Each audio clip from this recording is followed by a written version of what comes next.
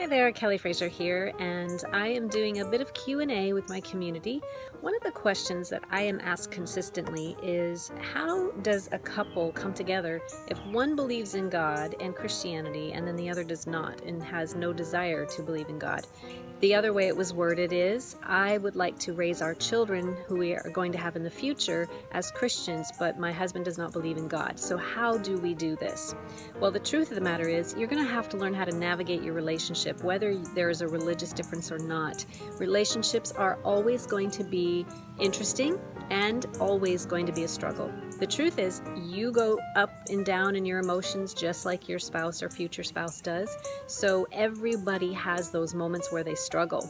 What I think is probably going to be the most important thing for you as a couple, if you believe on two totally different levels, you're going to have to find some unity and you're going to have to set some boundaries. What are those conversations that you need to stay away from?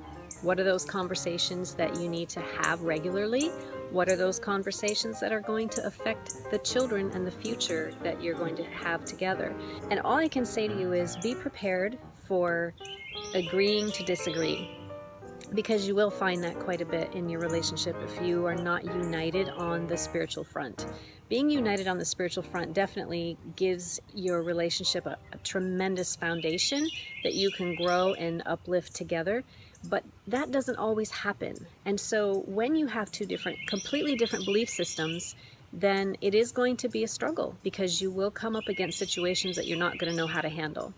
And I would be happy to also, help if you need more help in that. Definitely get in contact with my office, because it's important that you learn how to have healthy conversations, and there are 7 excellent tips on the lovedifferently.info website. Just go look under the blog. So I hope this answer helps you.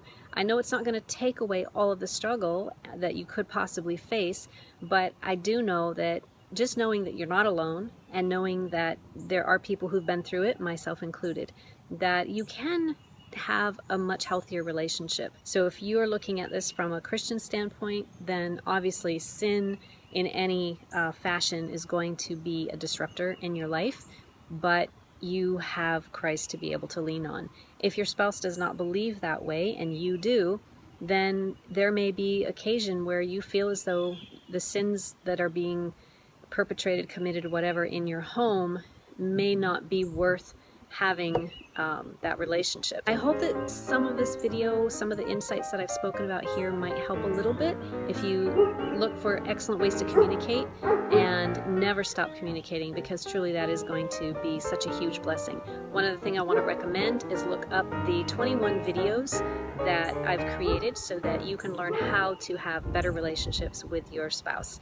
Thanks so much for listening. Kelly Fraser from lovedifferently.info, and I hope you have an awesome day.